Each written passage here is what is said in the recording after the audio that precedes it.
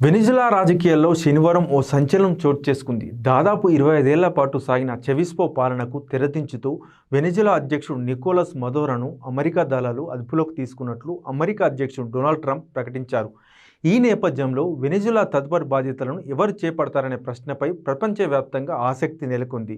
ఈ రేసులో ఐరన్ లేడీగా పిలువబడే మరియా కొరీనా మచడో పేరు ప్రముఖంగా వినిపిస్తుంది. 57 ఏళ్ల మరియా కొరీనా మచడో వెనిజులా ప్రతిపక్షానికి ఒక నిప్పు కణిక వంటి నాయకురాలిగా ఉంది. వెనిజులాలో ప్రజాస్వామ్యం కోసం శాంతియుత మార్గంలో ఆమె చేసిన అలుపెరగని పోరాటానికి గుర్తింపుగా 2025 నోబెల్ శాంతి బహుమతి ఆమెను వరించింది. జైలు శిక్షలు, ప్రాణహాని ఉన్నప్పటికీ ఆమె వెనిజులా వదిలి వెళ్లకుండా అజ్ఞాతంలో ఉంటూనే నికోలస్ మదోరో నియంతృత్వానికి వ్యతిరేకంగా ప్రజలను చైతన్యపరిచారు. 2024 ఎన్నికల సమయంలో ప్రైమరీలో ఆమెకు 90% పైగా ఓట్లు వచ్చాయి. అయితే మదోరో ప్రభుత్వం ఆమెను 15 ఏళ్ల పాటు ఎన్నికల్లో పోటీ చేయకుండా నిషేధించింది. జనవరి 3న తెల్లవారుజామున అమెరికా జరిపిన దాడుల్లో మదోరో ఆయన భార్య సిలియాను అమెరికా సైన్యం పట్టుకుంది.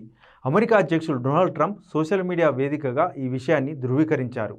వారిని దేశం నుంచి బయటకు తరలించినట్లు ప్రకటించారు.